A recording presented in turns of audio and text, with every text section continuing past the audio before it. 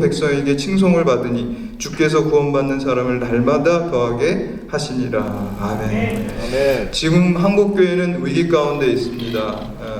교세가 줄어드는 것은 물론이고요, 문 닫는 교회가 그렇게 많이 있다고 합니다. 더군다나 그 미자립 교회가 70%에 달합니다. 자립이 안 돼요. 스스로 교회가 유지가 안 되는 교회가 70%입니다. 더 심각한 것은 젊은이들이 없고 청소년들이 없어요. 교회 가보시면요, 일반 교회 머리가 다 희끗희끗하신 분들이 대부분입니다. 젊은 사람들이 없습니다. 정말 그 앞날이 깜깜한 지금 한국 교회고요, 사회로부터 정말 창피하고 가슴 아프고 눈물 나는 거지만 개독교라는 소리 들어 있습니다. 그래서 이 한국 교회를 생각할 때 우리가 정말 마음이 아프고, 그리고 오늘 말씀을 준비하면서 그럼 우리 교회, 이 한국 교회가 이제 어떻게 나아가야 되나 생각할 때 초대교회에서 그 모델을 우리가 찾고자 합니다. 프랑스 말에 르네상스라는 말이 있죠. 재생이라는 말, 부활이라는 뜻입니다. 그 말은요, 세상의 그 역사적 관점으로 볼 때 중세는 암흑기입니다. 암흑기에서 이제 암흑기를 벗어나가지고 근대 이성 중심의 세상으로 올 때 우리가 르네상스라고 그래요. 그 르네상스라는 건요, 고대 히랍 헬라 철학이나 이성이 굉장히 발달했잖아요. 근데 고대 그 헬라 시대로 다시 돌아가서 인간 중심의 세상, 인간 중심, 이성 중심으로 만들자는 게 르네상스입니다. 그런데요, 세상 사람들은 그 인간 중심으로 돌아간 그 고대 히랍, 헬라를 이상적인 모델로 생각을 했습니다. 그렇다고 한다면 우리 교회의 이상적인 모델은 어디겠습니까? 초대교회입니다. 성경에 나오는 초대교회가 우리가 다시 본받아야 될 교회 르네상스 운동을 하기에 우리가 사도행전을 통해서 초대교회 모습을 보아야 됩니다. 그래서 교회가 어려움이 있을 때요, 또 분열이 있을 때, 또 침체가 있을 때 어떻게 우리 교회가 바르게 건강하게 세워질 수 있을까? 어떻게 우리 교회가 다시 부흥될 수 있을까? 어떻게 우리 교회가 새로워질 수 있을까? 그 모델을 초대교회에서 찾아야 됩니다. 그래서 오늘 사도행전 말씀 짧은 구절을 우리가 읽었지만 이 구절을 통해서 우리가 네 가지를 보려고 그래요. 그 네 가지 통해서 우리가 함께 나누려고 합니다. 특히 이 교회라는 단어는요, 헬라어에 보면은 그 에클레시아라 그래요. 에클레시아라는 거는요, 그 세상으로부터 하나님 예수 그리스도를 통해서 부르심을 받은 사람들이라는 뜻이에요. 그러니까 건물이나 제도가 교회가 아니라 사람이 교회입니다. 여러분 한 사람 한 사람이 교회입니다. 그래서 오늘 말씀을 들을 때 경찰대학 교회 같은 교회를 우리가 생각할 수 있지만 우리 개개인이 교회입니다. 하나님의 여러분이 전입니다.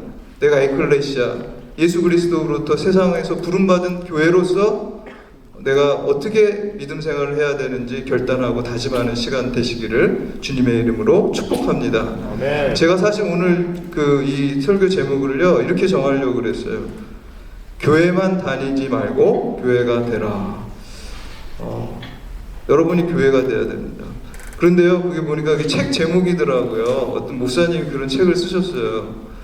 그래서 너무 따라하는 것 같아가지고 자존심 있지, 그래서 그렇게 정하지 않았습니다. 근데 여러분 교회가 돼야 됩니다. 우리 오늘 말씀에 보면은 첫 번째 초대교회는 말씀과 기도에 힘쓰는 교회였음을 알 수가 있습니다. 우리 42절 말씀 함께 한번 다시 볼게요. 42절에 보면 그들이 사도의 가르침을 받아 서로 교제하고 떡을 떼며 오로지 기도하기를 힘쓰니라. 초대교회는요, 무엇보다 말씀과 기도에 힘쓰는 교회였습니다. 거기에 전무한 교회였어요. 제가 그 연세대 철학과에 입학을 해가지고 들어갔는데요, 거기에 그 교수님이 이제 은퇴 마지막 한 학기를 남긴 교수님이에요. 논리학 교수예요. 근데 그분이 항상 하신 말씀 중에 하나가 굉장히 유명하신 박동환 교수님이라고 연세대 유명한 교수님인데, 논리학 가르치면서 여러 가지 하는데 지금 처음 들어올 때 이 논리학에서는 그 룰들이 있습니다. 우리가 뭐 경기에도 규칙이 있는 것처럼 토론에도 룰이 있거든요. 논리학의 세 가지 중요한 어떤 룰이 있는데 그거를 이렇게 얘기를 하면서 철학에 이제 입문하는 너희들도 이게 중요하지만 내가 이제 철학 강단을 떠나려고 하는 나한테도 이게 굉장히 중요하다. 내가 이걸 왜 받아들여야 하는지, 이걸 왜 전제로 삼아야 되는지, 이 논리의 어떤 기본 규칙들이 내 어떤 삶에 어떤 영향을 주는지 뭐 이런 것들을 고민하더라고요.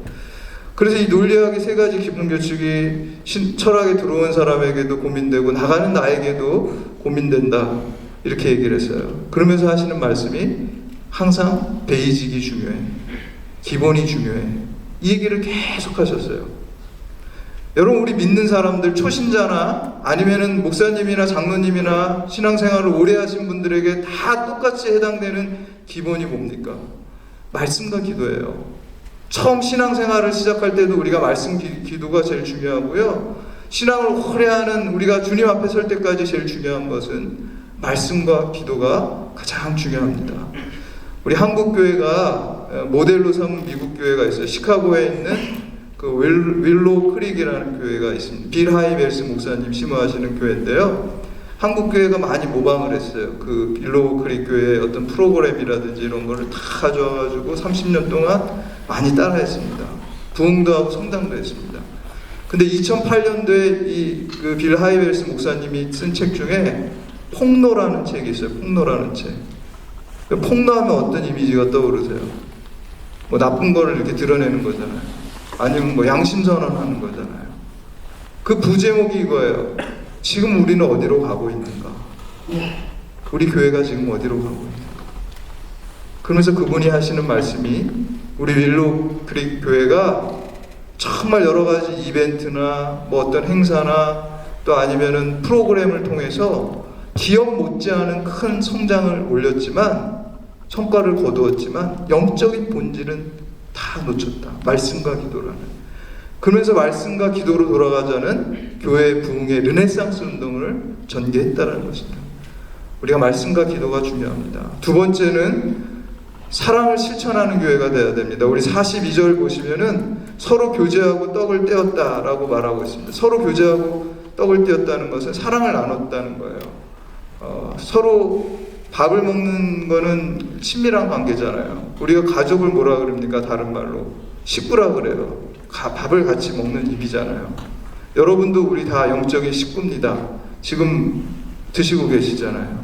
하나님의 말씀을 우리가 같이 맨날 교회에서 예배 드리면서 하나님 말씀, 영의 양식을 먹고 또 육의 양식도 늘 같이 친교하면서 애찬을 나누잖아요. 그래서 영의 양식, 육의 양식을 같이 늘 이렇게 먹어야 돼요.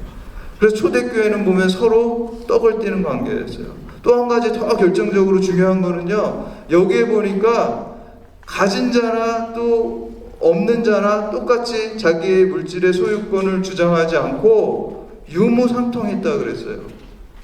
저는 이게 사랑의 아주 결정체라고 생각을 합니다. 물질을 나누는 것이.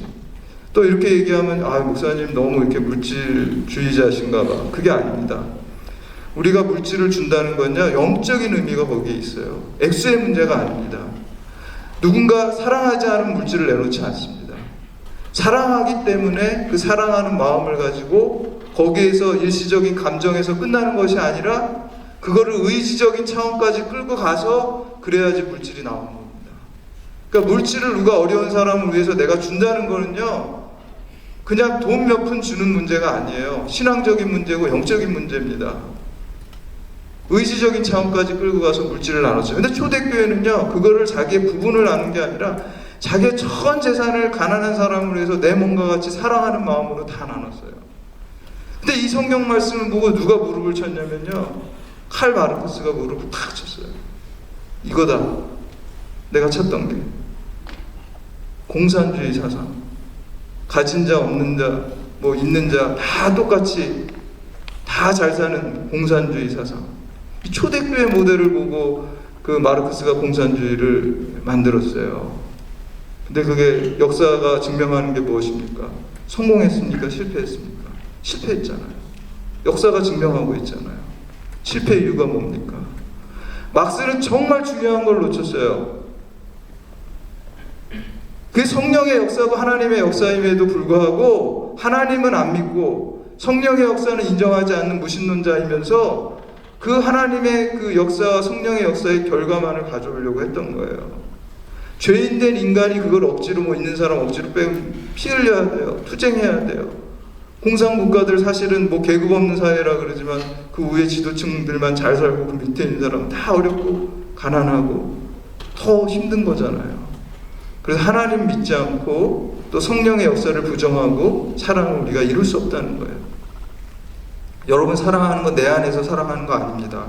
십자가 사랑이 내 잔을 흘러넘쳐서 내가 사랑의 통로가 되는 겁니다. 내 안에서 나오는 사랑은 다 변화되고 변질됩니다. 이해관계에 따라서 달라집니다. 그래서 내 안에서 사랑 나오는 게 아닙니다. 사랑의 이니셔티브는 십자가에 있습니다. 십자가 사랑을 내가 바라보고 그 십자가의 사랑이 내 잔을 넘쳐서 열방을, 이웃을 향해서 흘려 보내는 사랑의 통로가 되어야 되는 것입니다. 그 다음에 세 번째, 예배하는 교회가 되어야 됩니다. 우리 46절에 보면은 날마다 성전에 모이기를 힘썼다라고 이렇게 나오고, 47절에 보면은 하나님을 찬미하였다. 그러니까 지금 우리가 예배하는 거잖아요. 찬양 집회를 드리고 하나님께 예배 드리고 찬양을 통해서, 기도를 통해서, 말씀을 통해서 지금 예배를 이렇게 드리고 있는 거죠. 예배에 힘쓰는 교회였어요. 요한복음 4장 23절에 보면 하나님은 예배하는 자를 기뻐하시고 찾으신다 그랬어요. 아마 지금도 하나님은 예배하시는 자를 찾고 계시다가 여러분들 이 경찰대학에서 예배하는 것을 보고 너무나 기뻐하실 거예요. 그런데 문제는요, 하나님이 예배라고 해서 다 받지 않으신다는 것입니다. 하나님이 받는 예배가 있고 받지 않는 예배가 있어요. 가인과 아벨의 경우도 그렇잖아요. 하나님 제사를 다 받지 않으시잖아요. 가인의 제사는 받지 않으셨잖아요. 그럼 과연 어떤 예배를 하나님이 받으시고 받지 않으실까? 답을 또 말씀해 주셨어요. 요한복음 그 3장 24절에 보면은 나는 영이니 하나님께 예배하는 자가 영과 진리로 예배할지라 이렇게 나오고 있습니다. 옛날 성경에 보면은 신령과 진정으로 예배할지라. 영으로 예배드려야 되고요, 진리로 예배드리는 예배만 받아주시는 겁니다. 하나님 영이시잖아요. 하나님 인간을 창조하실 때 세 가지 그 구성 요소로 만드셨어요. 육과 혼과 영입니다. 혼이라는 것은 다른 말로 정신입니다. 왜 짐승도 IQ가 있잖아요. 그런 정신, IQ 뭐 이런 게 그 지성, 이게 혼입니다. 그런데 하나님은 인간을 만들 때요, 그냥 혼만 만드신 게 아니라 입김을 하나님이 후 하고 불어주니까 어떻게 됐다 그래요? 생영이, 살아있는 영이 됐다. 여러분 영입니다. 우리가 결혼에 비유하면은 결혼 껍질이 있고 흰자가 있고 노른자가 있죠. 결혼 껍질은 육이고요, 흰자는 혼이고요, 노른자는 영입니다. 우리가 노른자 땅 이런 얘기하죠. 노른자 중요한 거예요. 영이 중요합니다. 성전을 비유할 때도 그렇잖아요. 세 구성 요소가 있잖아요. 성전 뜰이 육이고요, 또 성소가 혼이고요, 지성소가 영입니다. 하나님 어디서 만나주십니까? 지성소에서 만나주십니다. 우리 영에서 하나님 만나요. 영으로 여러분 예배 드릴 때 하나님 우리 예배를 받으신다는 것입니다. 그래서 우리가 영으로 예배 드려야 되고요. 한국의 유명한 지성인 이어령 박사님, 그분이 이제 예수 안 믿고 예수 다 부정했잖아요. 그러다 딸의 문제 때문에 예수 믿은 다음에 쓴 책이 뭡니까? 지성에서 영성으로, 다른 말로 하면 혼에서 영으로. 지성 아무리 발달해도 하나님 만날 수 없다는 거예요. 오직 영으로, 영에서만 하나님 만날 수 있다라는 것입니다. 그리고 두 번째는 진리로 드리는 예배를 받으신다는 거예요. 진리라는 건 다른 말로 진정으로 드리는 거고요. 아까 온 마음 다해, 아까 찬양하는데 은혜 받았어요. 앞에 또 우리 학생 모윤지 학생 너무 아주 그냥 낭낭하게 하니까 더 은혜 받았어요. 그래서 온 마음 다해서 이렇게 전심으로 드리는 예배, 분심이 아니라요. 그러니까 여기 지금 앉아있지만 생각은 딴 데 가 있는 그 예배는 좀 잔인한 말이지만 안 받으신다는 거야. 그런 예배, 졸고 하는 예배도 하나님 안 받으신다는 거야. 전심으로 하나님. 그리고 예배라는 단어가 헬라어로 레투르기아라는 단어가 쓰는데요, 레투르기아라는 건 노예가 평생을 다 바쳐서 주인을 섬기는 거예요. 전심으로. 그런 예배 하나님께서 받으신다는 것입니다. 키에르케고르라는 그 철학자가 참된 예배에 대해서 이렇게 얘기하고 있습니다. 배우는 연극을 드리는 자요, 관객은 연극을 보는 자다. 이같이 예배에서 우리 모두는 배우처럼 드리는 자가 되어야 하고 관객은 한 분 하나님이셔야 한다. 이것이 참된 예배다. 여러분, 관객이 졸고 있으면요, 연극이 어떻게 될까요? 아무 지장이 없어요. 솔직히 말해서 아무 지장이 없어요. 한두 사람 졸아도 연극 계속됩니다. 근데 배우가 졸면 어떻게 돼요? 배우가 졸면 연극 멈춥니다. 연극 스탑되는 겁니다. 배우는요, 자기 대사가 있고 자기의 또 어떤 연기가 있는데 졸다가 그거 안 하면 연극이 멈춰지는 거예요. 그래서 늘 자기 대사 안 할 때도 잘 내가 이제 언제 들어가야 되나 집중하고 있다 거기서 딱 들어와서 대사하고 연기해야 되는 것입니다. 관객은 누구라 그랬어요? 한 분, 하나님 한 분이죠. 여러분 듣는 것도 지금 여러분 열심히 지금 하시는 거예요. 연극 배우처럼 하셔야 되는 거예요. 그래서 저는 설교 열심히 해야 되고요. 또 안내하는 사람은 안내 열심히 해야 되고, 또 특송하는 사람들은 또 열심히 해야 되고, 듣는 사람은 나는 하는 거 없다. 아닙니다. 여러분 관객이 아닙니다. 여러분 배웁니다. 예배를 열심히 드릴 때 관객 하나님이 하늘에서 여러분 예배를 다 보고 거기가 관객석이 아니에요. 하늘이 관객석이라는 거예요. 하나님이 우리 예배를 다 받으십니다. 마지막으로 선교하는 교회가 되어야 된다라는 것입니다. 우리 그 47절에 보니까 주께서 구원받는 사람을 날마다 더하게 하셨다라고 이렇게 얘기하고 있습니다. 지상명령, 예수님의 지상명령, 선교명령이죠. 땅끝까지 이르러 내 증인이 되리라. 모든 족속을 제자를 삼아서 성부와 성자 성령의 이름으로 세례를 줘서 내가 가르친 것을 가르쳐 지키게 하라, 이렇게 말씀하셨죠. 선교 명령입니다. 그런데요, 우리가 선교하고 전도하기 위해서는 내가 죽어야 돼요. 내가 하나님의 미랄로 죽어야지 선교의 열매가 있습니다. 내가 자존심 부리면 영혼을 얻을 수가 없어요. 한 영혼을 얻기 위해서 내 자존심 부리지 않고 전도 한번 나가서 해보세요. 저도 노방전도 이렇게 하다 보면 별의별 사람 다 있어요. 막 째려보는 사람도 있고요, 한심하다는 표정으로 보는 사람도 있고요, 또 어떤 사람은 전도지 주니까 그냥 안 받으면 좋은데 남이야 미타발 뭐 이러면서 가더라고요. 네, 별의별 사람 다 있어요. 침 뱉는 사람도 있고. 근데 그때 우리가 자존심 상해 내가 뭐 이런 거 해야 돼? 이렇게 하면 영혼 못 얻어요. 네, 자존심 다 내놓고. 한 영혼이 천하보다 귀한데 한 영혼 구하는데 자존심이 왜 필요합니까? 그래서 내가 하나님의 미랄로 철저하게 죽을 때 그것을 통해서 하나님이 역사하시고 선교의 열매를 얻게 되는 것입니다. 순회 선교단에 그 김영희 선교사라는 분이 있어요. 그분은 5남매가 있어요. 아무도 안 놀라시네. 5남매 다 있으신가 봐요. 5남매 있으신 분이나 형제 중 내가 우리 학생들은 5남매, 지금 우리 형제는 5남매다 그런 사람 손 들어보세요. 아무도 한 명도 없어요 지금 여기에. 안 놀랄 자격이 없는 거예요. 지금 다 놀라셔야 돼. 다시 한번 놀랄 기회를 드릴게요. 5남매 되시는 분은 안 하셔도 돼요. 빼드릴게요. 김영희 선교사님은 5남매가 있습니다. 5남매가 있습니다. 근데 그 자식 이름이 재밌어요. 첫 번째 아들이 충성이에요. 죽도록 충성하라, 충성. 두 번째 딸인데 인내하신 구세죠. 헤세드, 하나님의 무제한적인 사랑. 그리고 셋째 아들 찬송하라. 그리고 영감 받는 대로 막 지으시는 것 같아요. 그 다음에 넷째 아들 응답이가 학교 다닐 때 놀림 많이 받았대요. 애들이 하도 응답하라고 막 그래가지고. 다섯째 선교, 부담스러운 이름이죠. 선교사 안 될 수 없습니다. 선교사 돼야 돼요. 근데 5명이 다 선교사 됐어요. 그러니까 다 미국에 나가 있는데 한 해는 한국에 다 들어오게 됐습니다. 근데 그때가 또 때마침이 아버지 김영희 선교사님 그 생신이었어요. 그래서 5남매가 모여서 야, 우리 아버지 생신인데 선물도 사드리고 케이크도 사드리자. 돈을 다 모았어요. 선교사가 가난하잖아요. 돈이 별로 없으니까 케이크를 샀는데 5명 모아서 산 거예요. 혼자 산 게 아니라. 케이크 초코파이보다 조금 큰 거 샀어요. 돈이 안 되니까. 그걸 사가지고 그 생일 초를 꽂아가지고 이렇게 하는데 갑자기 그 사모님이 눈물을 확 터뜨리기 시작했어요. 왜 터뜨렸을까요? 그 책에는 그 왜 터뜨렸는지 나오지는 않고 있는데요. 제가 혼자 그냥 추측한 겁니다. 근데 근거 없는 얘기니까 그냥 좋으면 들으시고 아니면 버리셔도 됩니다.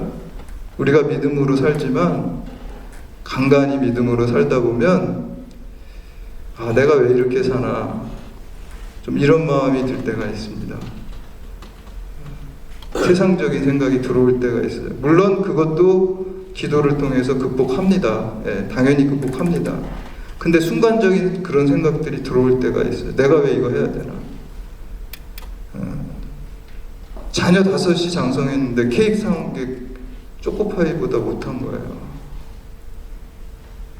야, 이게 뭔가. 그러니까 눈물을 막 흘리신 거예요.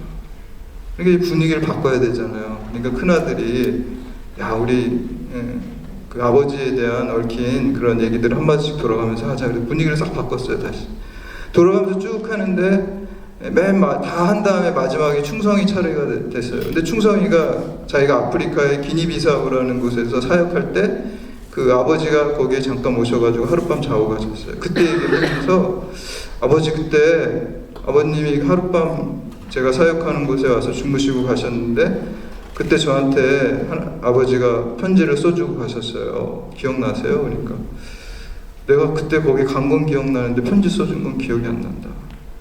그때 저는 아버지께서 써주신 그 편지를 아프리카 사역 내내 제 책상 앞에다 붙여놓고 그걸 보면서 제 마음에 새기고 사역을 감당할 수 있었습니다. 근데 그게 뭐냐면요, 그 김영희 선교사님이 그 아들 사역하는 데 가보니까 말이 사역이지 그 부족, 아프리카 한 부족 한 20명 정도 되는 사람들 뒤치다꺼리 해주는 거예요. 그러니까 이 아버지 마음에 어떤 마음이 들어왔냐면 내 아들은 나보다 훌륭한데 더 크게 쓰임받아야 되는데 여기서 썩는구나, 그런 생각을 했어요. 그래서 밤새도록 막 그 이 내면에서 영적 전투가 일어났어요. 육적인 생각과 영적인 생각이 싸우는 게 영적 전투죠. 막 싸운 다음에 이제 그걸 이긴 거예요. 마치 야곱이 야복강가에서 기도하면서 이스라엘로 바뀐 것 같이 영적으로 승리하고 써준 글이에요. 그 글이 이거예요. 사랑하는 아들아, 우리 땅끝에서 죽어 천국 한복판에서 만나자. 그걸 써준 거예요. 그러니까 이 충성이가 그 얘기를 하면서 사랑하는 아버지, 저의 좋은 믿음의 선배가 되어주셔서 감사합니다. 우리 땅끝에서 죽어 천국 한복판에서 만납시다. 여러분, 선교한다는 거는요, 내가 전도한다는 건요, 하나의 미랄로 내가 죽는 거예요. 그럴 때 구원의 역사, 선교의 역사가, 치유의 역사가 일어나게 되는 것입니다.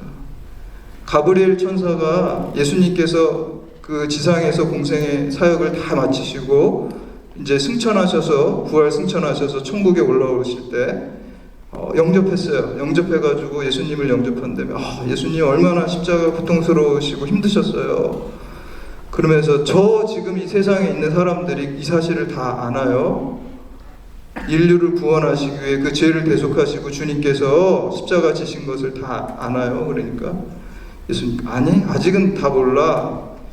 하지만 베드로, 또 야고보, 요한 등등 내 제자들은 알고 있지. 그리고 그 제자들한테 니네들이 땅끝까지 내 증인이 되라고 당부하고 왔어.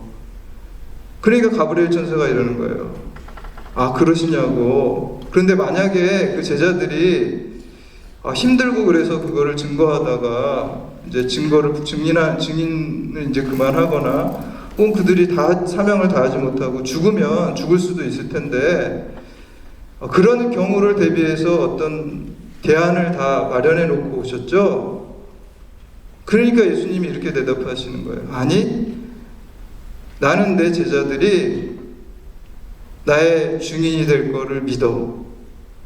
나는 내 제자들이 그 십자가 복음을 전하는 것 외에는 아무런 대안도, 아무런 계획도 세우지 않고 왔어. 여러분, 주님께서 나 같은 죄인에게 올인하셨다고 한다면은 어떻게 우리가 우리 인생을 주님께 올인하지 않을 수 있겠습니까? 우리가 교회가 개독교라고 비판을 받고 또 교회에 부정과 비리들이 있습니다. 고쳐나가야 됩니다. 개혁해야 됩니다. 하나님 말씀이 비추어서 하나님 말씀이 우리의 생각과 삶의 거울이 돼서 개혁해야 됩니다. 그러나 분명한 것은 교회가 병들고 또 찢어지고 부정의한 모습들이 있을지라도 여전히 교회만이 이 땅의 소망입니다. 왜냐하면 교회에서만이 십자가 복음, 인류 구원의 복음을 전하고 있기 때문입니다. 주민센터에서 십자가 복음 전하지 않습니다. 청와대에서 전하지 않습니다. 삼성전자에서 전하지 않습니다. 교회가 아무리 찢어지고 병들었다 하더라도 교회에서만 예수 그리스도의 십자가 복음을 전하기 때문에 교회만이 이 땅의 유일한 소망이 되는 것입니다. 제가 우리 집사람이랑 예전에 이렇게 산책하다가 저한테 이런 말을 물어보더라고요. 우리 애가 하나 있는데 찬영이라고. 자기는 찬영이 위해서 어떻게 기도를 해? 이렇게 물어보더라고요. 그래서 제가 그랬어요. 제가 키 좀 작으니까 키에 180 되게 해달라고 기도한다고. 180 이상. 187이 난 제일 좋더라. 이렇게 욕심을 해서 기도하고 있어. 그리고 스카이대학. 지금 그렇게 못하고 있어요. 내가 도저히 거기 안 되는 것 같아. 스카이대학, 서울대학교, 연세대학교, 그리고 경찰대학교 이렇게 기도하고 있어요. 그리고 마지막에 좀 너무 세속적이죠. 지금 두 가지 다 목사답지 않은 기도 제목. 그래서 하나님께 쓰임받는 사람 되게 해달라고 기도하고 있어. 이렇게 마지막엔 좀 붙인 것 같은 느낌을 약간 줬잖아요. 근데 우리 집사람이 저한테 그러더라고요. 나는 그렇게 기도해 본 적 한 번도 없어. 찬영이 입술이 하나님 찬양하는 입술이 되게 해주고, 또 찬영이 손이 예수 그리스도의 사랑의 손길이 되게 해달라고 기도하고, 또 찬영이 발걸음이 예수 그리스도의 복음을 전파하는 발걸음이 되게 해달라고 기도하고, 찬영이 심장이 예수 그리스도의 심장이 되게 해달라고 기도하고 있어. 이렇게. 제가 뭐가 되겠죠? 여러분, 하나님은 영이십니다. 그렇기 때문에 손과 발이 없으십니다. 오늘 여러분을 부르신 이유는 여러분 손길이 예수 그리스도의 사랑의 손길이 되고, 여러분 입술이 오늘 찬양 예배 드리는데 예수 그리스도 찬양하는 찬양자가 되고요, 여러분 발걸음이 주의 복음을 전달하는 발걸음이 되고, 여러분 심장이 예수 그리스도의 심장이 되도록 여러분을 하나님께서 부르시고 여러분에게 주님께서 올인하신 것입니다. 여러분 교회만 다니지 말고 교회가 되시기 바랍니다. 여러분의 그러한 삶을 통해서 하나님의 뜻이 이루어지고 구원의 역사, 치유의 역사, 생명의 역사, 사랑의 역사가 일어날 줄 믿습니다. 이러한 사명 잘 감당하시는 여러분들 다 되시기를 주님의 이름으로 축원합니다. 기도하시겠습니다. 교회의 머리가 되시는 주님, 오늘 한국교회와 그 교회의 지체가 되는 우리들 각 사람이 말씀과 기도에 힘쓰는 교회, 사랑을 실천하는 교회, 예배하는 교회, 선교하는 교회 되게 하여 주시옵소서. 우리 입술이 주님을 찬양하는 입술이 되게 하시고, 우리의 손이 주님의 사랑의 손길이 되게 하시고, 우리의 발이 주님의 복음을 전파하는 발걸음이 되게 하시고, 우리의 심장이 예수 그리스도의 심장이 되어서 우리에게 맡기신 교회로서의 사명을 잘 감당하게 하여 주시옵소서. 그러므로 한국교회가 다시금 살아나는 부흥의 역사가 임하게 하여 주시옵소서. 예수님의 이름으로 기도드렸습니다. 이 시간에 우리 오늘 말씀을 가지고 합심해서 함께 기도하시기 바랍니다. 내가 교회로서의 사명 잘 감당하게, 우리 사명 잘 감당할 수 있게 하시고, 이 경찰대학이 완전 복음화돼서 하나님께 온전히 올려드릴 수 있는 그 일을 저희에게 맡겨주시고 저에게 능력을 부어주시옵소서. 함께 기도하겠습니다. 할렐루야. 하나님 아버지, 하나님의 뜻 가운데